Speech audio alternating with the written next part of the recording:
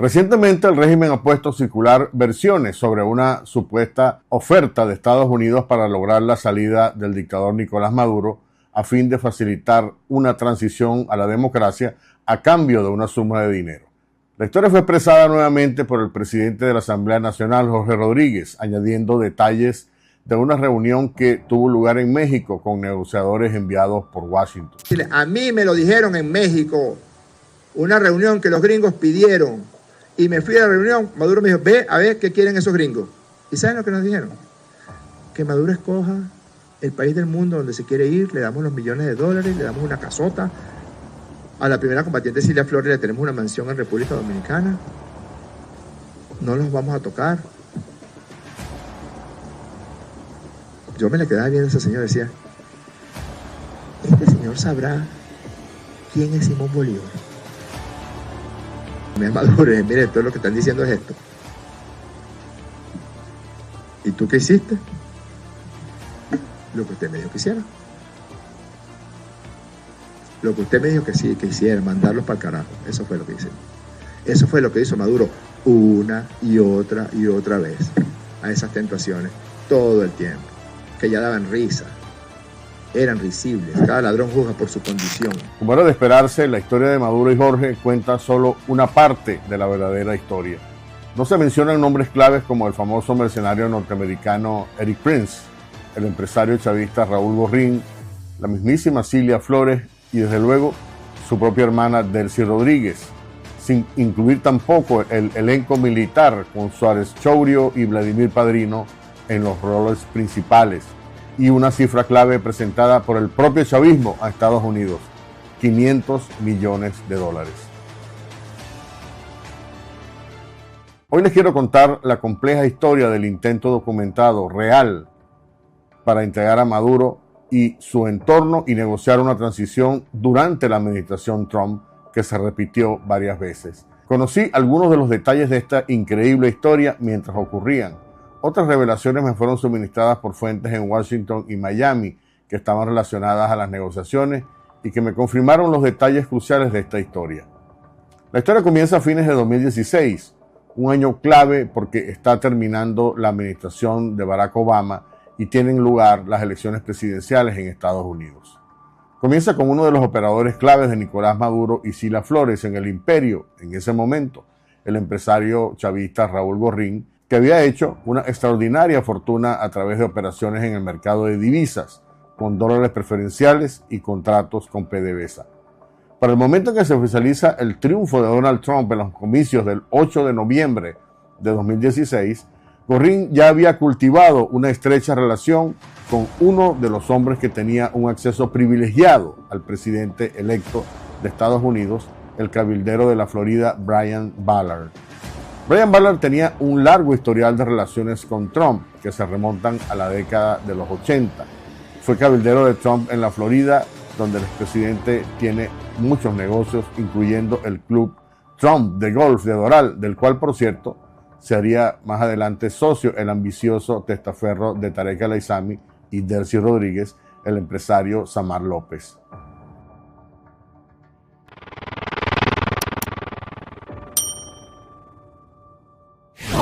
Ballard había manejado el importante proceso de levantamiento de fondos para la campaña presidencial de Trump en la Florida, donde residen varios de los donantes republicanos más ricos, algo que sorprendió al propio Trump. La habilidad de Ballard se debía a que había participado antes en otras campañas presidenciales republicanas, como por ejemplo la de los candidatos Mitt Romney y John McCain, y hasta el propio senador Marco Rubio. Su cercanía a Trump y su capacidad de conseguir millones de dólares de donantes para la campaña presidencial le valió a Ballard una posición envidiable en la naciente administración Trump. Y de hecho la aprovechó para atraer clientes de toda clase que buscaban influir en las políticas internacionales de la nueva administración. Entre estos clientes se colaría un empresario que tenía ideas ambiciosas de cómo influir para cambiar el futuro de Venezuela, Raúl Gorrín. Gorrín tocó la puerta del cabildero Ballard y comenzó una serie de encuentros que no solo afianzaron sus vínculos con el lobista, sino más tarde con otros funcionarios de la administración Trump. Gorrín usó su mansión de Cocoplón en Miami y los juguetes de que disponía, incluyendo un avión privado, para promover su relación personal con Ballard. La primera oportunidad de lograr algo concreto vino cuando Ballard, en premio a su eficacia en la recolección de fondos de campaña, fue nombrado vicepresidente de finanzas de la campaña para la proclamación presidencial de Trump, un evento que tiene lugar el 20 de enero después de una elección presidencial en Washington y que es financiado enteramente por donantes. Tras conversaciones entre Ballard y Gorin, surgió la idea de que sería muy conveniente si se realizara un donativo a este comité. El donativo tenía que venir de una empresa privada establecida en Estados Unidos. Gorin consultó con Delcy Rodríguez, que en ese momento era la canciller de Maduro, y fue ella que dio la orden de enviar un cheque de $500,000 de las cuentas de Citgo, con sede en Houston, para ayudar a pagar los gastos de la fiesta de celebración del ascenso de Donald Trump al poder. Delcy quería tomar ventaja de este donativo y le pidió a Gorin que consiguiera a como diera lugar una invitación de ella a esa fiesta en Washington. Quería transmitir el mensaje de que Maduro iba a tener un acceso privilegiado al entrante gobierno de Trump. Pero el protocolo del comité de inauguración de Trump prohibía invitar a funcionarios de gobiernos extranjeros, por lo cual no era posible que Delcy atendiera la fiesta en la que tanto quería estar.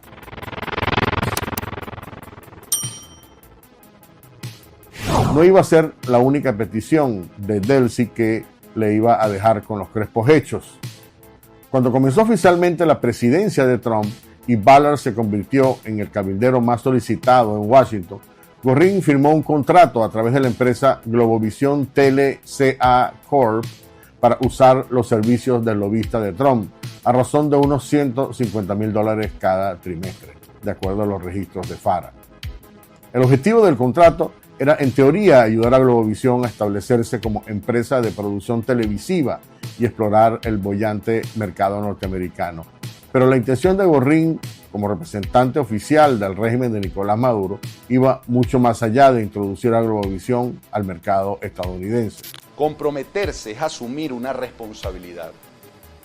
Y la responsabilidad es parte esencial de la libertad. La libertad no puede, por naturaleza y por esencia, ser irresponsable. La responsabilidad es una cualidad de la libertad. La complementa, la profundiza, la hace creíble y sobre todo auténtica. De hecho, Delcy quería evitar que la nueva administración sancionara a su aliado Tarek El Aissami, que entonces era el vicepresidente de Venezuela, y a su testaferro, el empresario Samar López.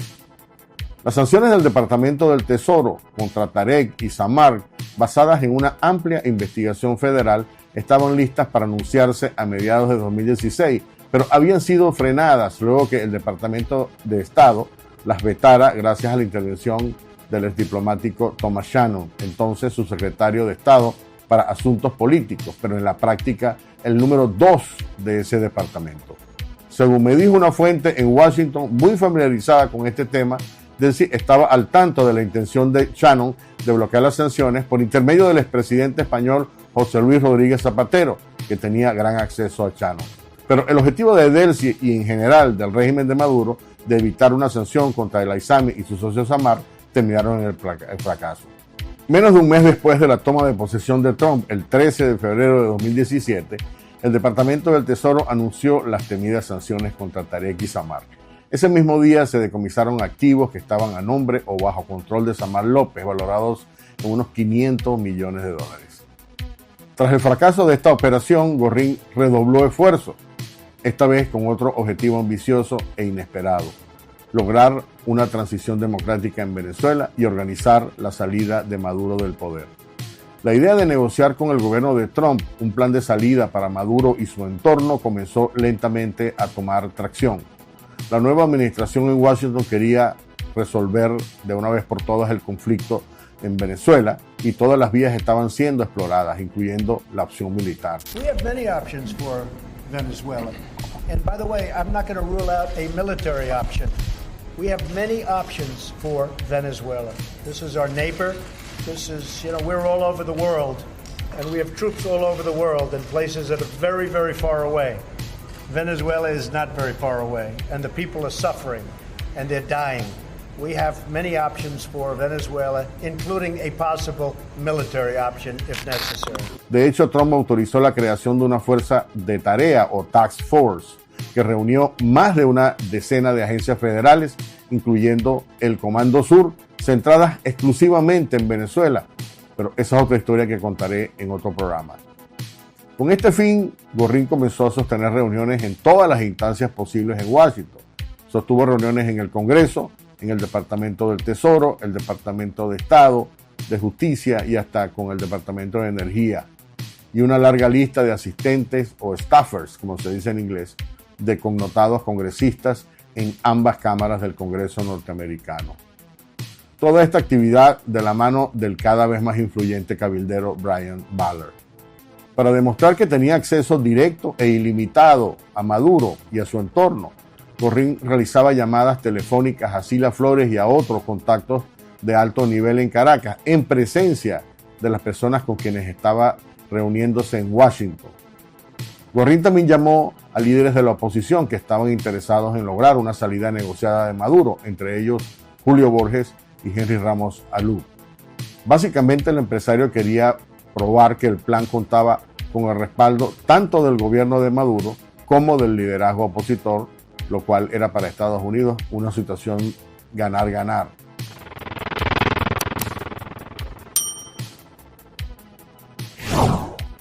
Las personas a quienes Gorrín llamaba desde Washington sabían perfectamente de las operaciones y las intenciones que tenían esas llamadas. No había nadie desprevenido. La propuesta de Gorrín, que quería pasar a la historia como el salvador de Venezuela y al mismo tiempo quitarse de encima las acusaciones que varias agencias federales adelantaban en su contra, comenzó a generar resistencias dentro de la administración Trump. Algunos en Washington veían con interés la propuesta de Gorrín bajo el argumento de que tenía acceso a las piezas claves para lograr una solución de la crisis en Venezuela. Una de las fuentes me dijo, por ejemplo, que no era que les gustara Maduro, sino que Trump estaba buscando una solución definitiva para Venezuela y Gorrín aparentaba tener la solución que había que tomar en serio.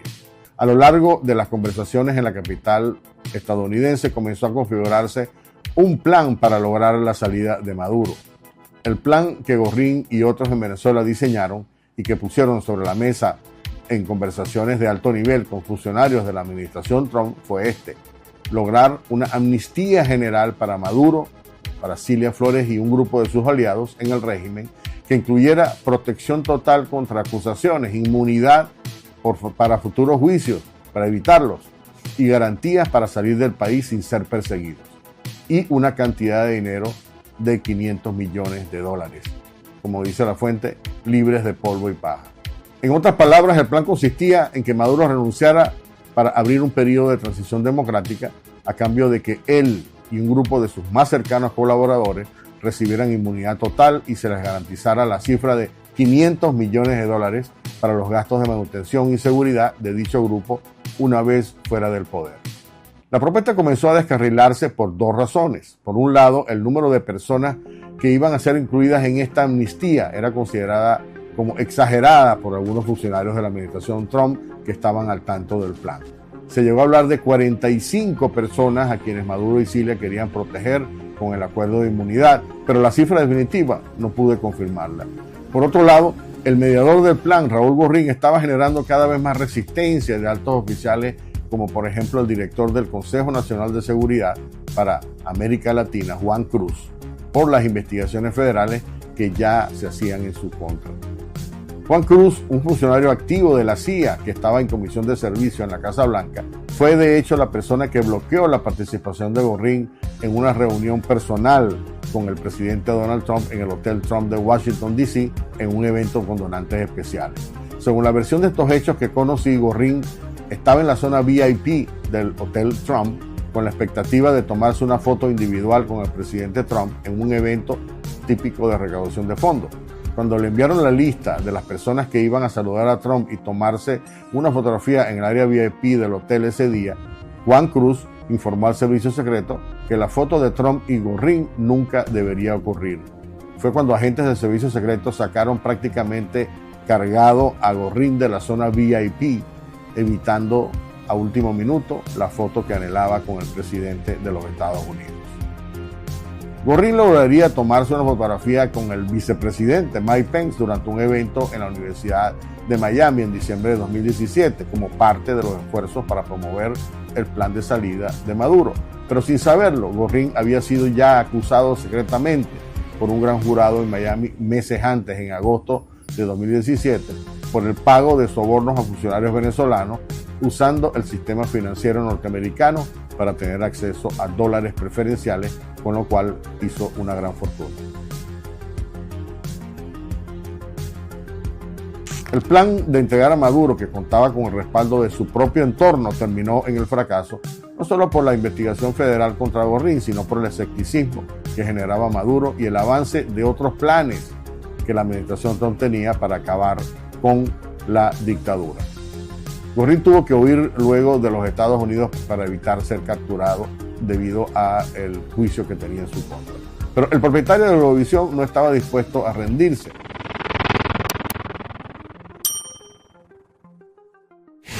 Ante el descalabro del plan para la transición sin Maduro, armó otra negociación junto a otros altos chavistas para traicionar a Maduro en una rara componenda, junto con factores claves de la oposición, el Tribunal Supremo de Justicia y el sector militar entre febrero y abril de 2019.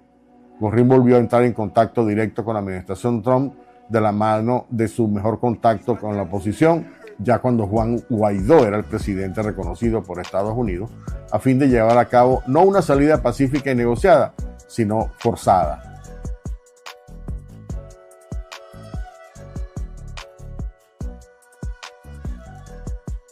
De hecho, como una muestra de que Estados Unidos aprobaba extraoficialmente el nuevo plan para salir de Maduro, el Departamento del Tesoro, a través de la Oficina de Control de Bienes Extranjeros, mejor conocida como la OFAC, levantó las sanciones que afectaban no solo a la esposa de Gorrin, María Alexandra Perdomo Rosales, sino a Mayela Antonina Taracio Pérez, esposa de su socio, Gustavo Perdomo.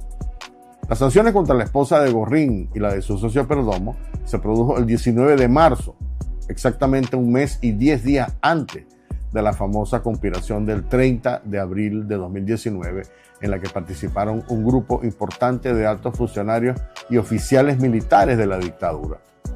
En el plan participaron también, como se sabe, el magistrado Michael Moreno, presidente del TCJ, y un grupo de militares encabezados por el ministro de la Defensa, Vladimir Padrino, y dos generales clave, Iván Hernández Dala, director entonces de Contrainteligencia Militar, y Jesús Sánchez Sourio, comandante general de las Fuerzas Armadas Bolivarianas. ¿Hasta dónde estaban comprometidos realmente Padrino, Hernández Dala y Sourio? No se sabe.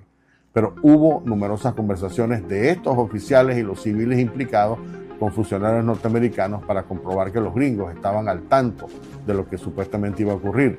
Como es de esperarse, Washington ordenó que todas estas conversaciones con los implicados, incluyendo Vladimir Padrino, fueran grabadas para la posteridad.